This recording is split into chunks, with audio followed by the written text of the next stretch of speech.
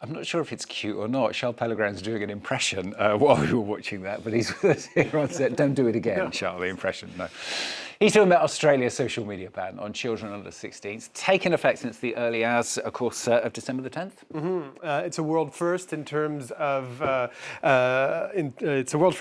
regulation of the big tech companies, and many governments are looking at how this ban is being enforced and what the intended and unintended consequences will be. For more on this, let's bring in Jess Butcher. She is the founder of ScrollAware, a nonprofit foundation focused on digital well-being. She's also a tech entrepreneur and a former commissioner at the Equality and Human Rights Commission in the UK. She joins us from London. Thank you very much for being with us. I'll start right away. You support this ban enforced in Australia. Tell us why.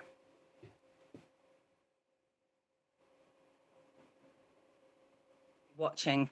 I think the evidence has just become more and more clear over recent years about the harms that these platforms are causing young people and indeed adults, if we're really honest with ourselves. I think it is not an attention economy that we're dealing with anymore. It is an addiction economy, and it is designed to be so.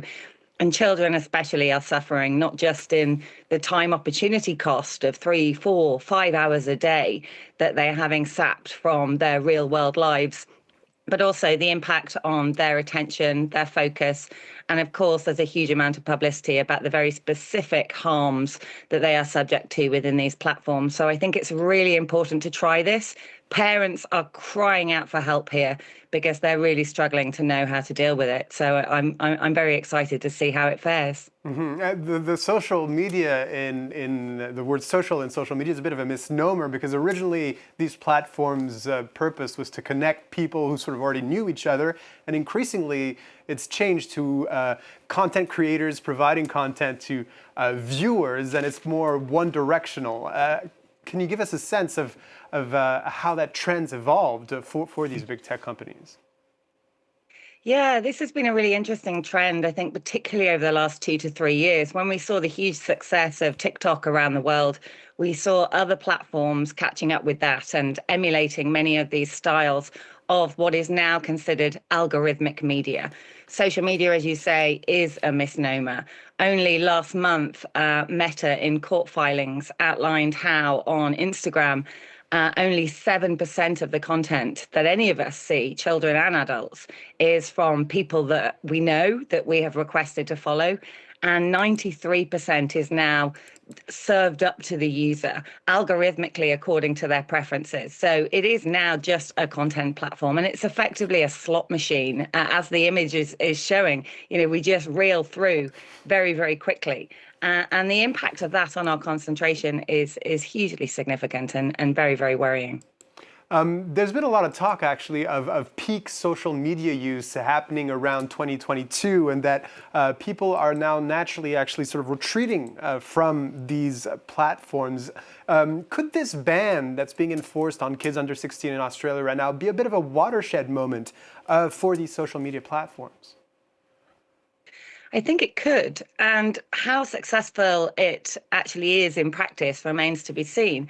But I think the message of the ban is incredibly important, because it tells everybody that we need to be a lot more vigilant about what we're consuming. The content that comes through these platforms is to the brain as junk food is to the body. The parallels there are incredibly powerful.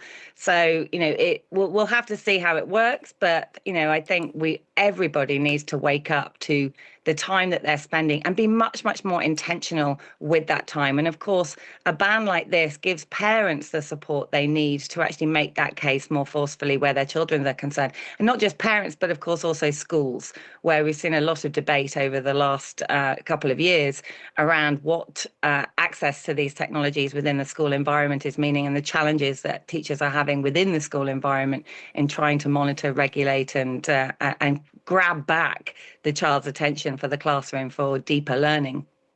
The argument that's always being put forward by tech companies when it comes to regulation of this sort is that it stifles innovation. Do you think that argument applies here? absolutely not. I'm a tech entrepreneur and I am very pro tech and innovation. I'm excited actually to see what this ban will result in by way of innovation. We definitely have a technopoly in place around the world. Children are not learning technology when they're using these platforms. This is just a content format, and a very, very compelling, addictive content format.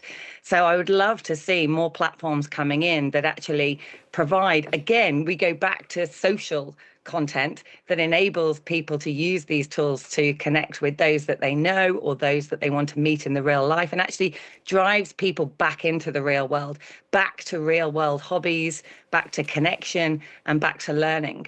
And obviously, it's so hard for innovative young companies to cut through within this environment. And I would hope that actually bans like this will provide opportunities to do that, and will be putting more ethical thinking behind newer platforms as they come to market, I hope.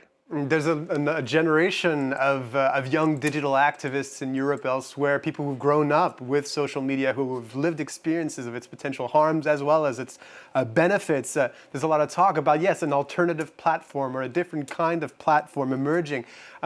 What shape could it take? Do you think, is there a likelihood of seeing some sort of cooperative model for a social media platform emerging, being able to rival with the big US tech groups or TikTok?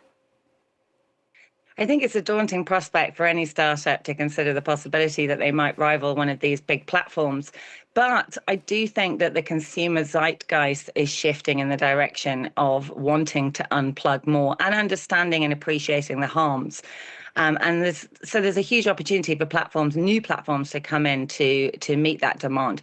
We're seeing the rise of unplugging as a trend within society. And in actual fact, Gen Z is one of the most interesting generations. You know, quite young, as you say, they've grown up with this technology, and yet they're starting to feel increasingly disillusioned and exploited by it. In the UK, there was a survey recently that discovered that over 53% of Gen Z actually support a social media ban for those younger than them, because they're conscious that they lost their childhoods. And we're starting to see this growing boom in things like the events industry and experiences. We're starting to see kids very willingly doing something called raw dogging, which is sitting on planes and doing nothing for 6 or 7 hours. So it's quite exciting, because I think there is a lot of demand for this. And as I say, I think the zeitgeist is shifting in quite a positive direction as people wake up to the fact that their time is ultimately being stolen from them. Jess Butcher, you are the founder of ScrollAware. Thank you so much for sharing your insights on France 24. Thank you for having me. Charles, thanks so much. With the business on France 24. Mr.